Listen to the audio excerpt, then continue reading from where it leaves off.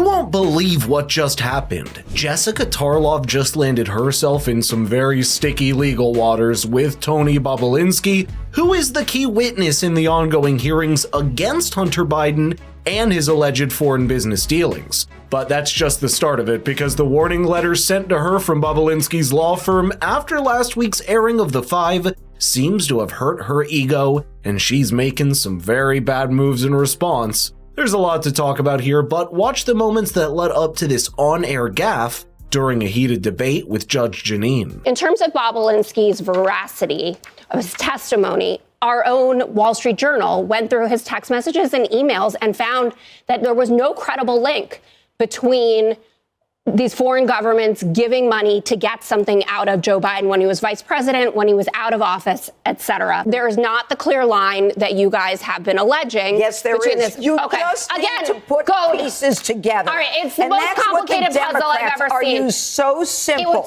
that you cannot put together a circumstantial case where you take a piece from here, a piece from there, the money goes there? This isn't an eyewitness. That is such a classic trope that Jessica just repeated there. Tony Bobulinski first brought forward these allegations all the way back in 2020, before the election, and this is the first time we're seeing him part of a proper hearing at the House Oversight Committee in over 3 years that Bobulinski, who's an ex-business partner of Hunter Biden, has called attention to the evidence he claims to have. There's hardly a mainstream news channel willing to take him on air for the world to hear what he has to say. And he's not an individual whose words can simply be dismissed for his lack of credibility, because Tony is a veteran of our United States Navy. There's a bevy of text messages he claims as evidence that occurred between him and Hunter's associates that deserves deeper forensic audit, which allegedly draw a straight line from Hunter Biden's business dealings to his father, then Vice President Joe Biden.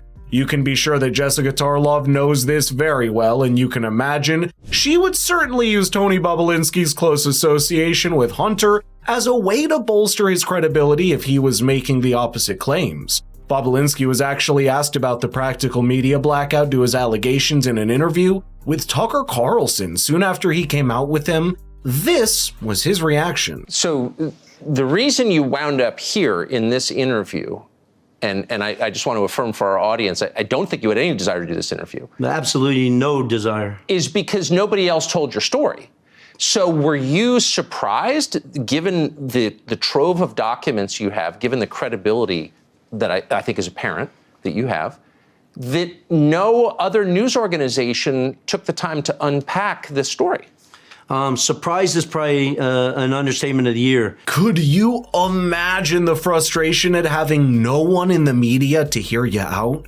No one knows whether Tony Bobulinski's claims are correct or not, but that's not decided by the mainstream media, but committees and investigations. Organizations like CNN only nominally run the news of Bobulinski's allegations, with the network calling his allegations unproven, as if that's not what makes them allegations in the first place. All in all, I think this shows you the backdrop of where Tony Bobulinski's coming from, and that will make you understand why it's even more frustrating to him when Jessica Tarlov responded to his hearing by repeating an allegation against his attorneys and law firm. Tony Bobulinski's lawyers' fees have been paid by a Trump super PAC. That's as recent as January. Do you think that a guy who's invested in how much better off he wants the United States to be and really getting to the bottom of this would be taking money from the guy who extorted the Ukrainians to get dirt on the Bidens? And we should talk about Lev Parnas, who's the Democratic witness. He extorted the Ukrainians? Absolutely. No, Biden extorted the Ukrainians and said, I'm not giving you $1 billion of taxpayers' money. Let's get straight on this. I am the straightest, this is not about my sexual orientation, that I have ever been on this. She really shot herself in the foot with that one, because that's an allegation brought forward against the law firm representing Tony Bobulinski in the hearing that is vehemently rejected by the firm, and she doesn't even get those allegations right, because it's not the individual attorneys alleged to be paid for Trump Save America PAC, but the entire law firm that they work for, the Binnal Law Group. Just so you know the context here, the exact wording of those allegations read out by Texas Representative Jasmine Crockett during the hearing. First of all, Mr. Bobulinski, do you know who Elections LLC is? Yeah. Mac. Well, it's not a who. Okay, well, do you know what it is? Yes, it's a LLC. Okay, and is it the LLC that your attorney works for? I believe so, yes. You believe so, okay.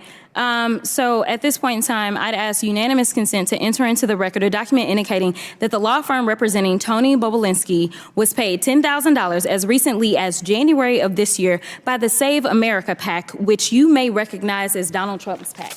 Well, guess what? The firm just wasn't having it anymore with Jessica Tarlov repeating the same allegations on national television, and they sent out a pretty scathing warning to Jessica Tarlov to apologize for it, or else they would take legal action against her as well as the network.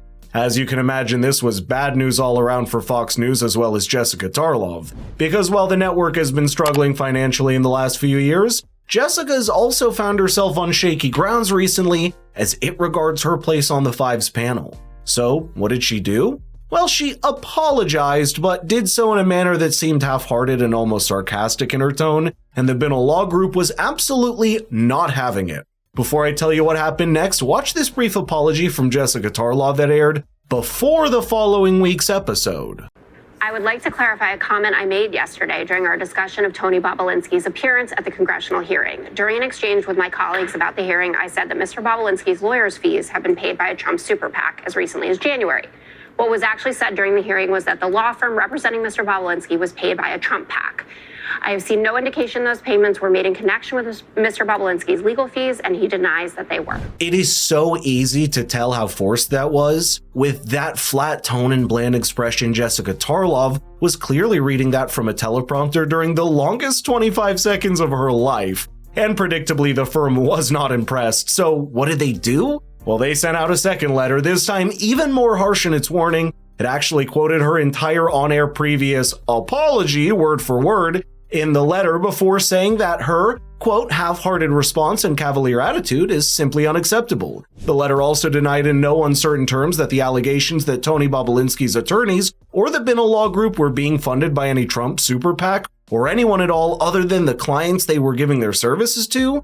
It farther went on to say Ms. Tarlov's recent animosity towards Mr. Bobulinski exhibits her malice that is completely divorced from any factual reality and will show her complete reckless disregard for the truth when it comes to Mr. Bobulinski. Furthermore, the letter demanded a complete retraction and apology in the very next airing of the show from Jessica Tarlov. Right now, Jessica Tarlov finds herself in a very difficult spot because the fact is that her career at Fox News in recent times has become harder to retain, and there have been rumors that she may soon be let go. This particular incident perhaps demonstrates not just a callousness to her journalism, but also an attitude that is not conducive to a willingness to learn and apologize. The difference here is that it's not just her as an individual, but also the entire network that she can quickly become liable for. That's not what Fox News wants in its volatile state, and it remains to be seen how this incident impacts her career at the network.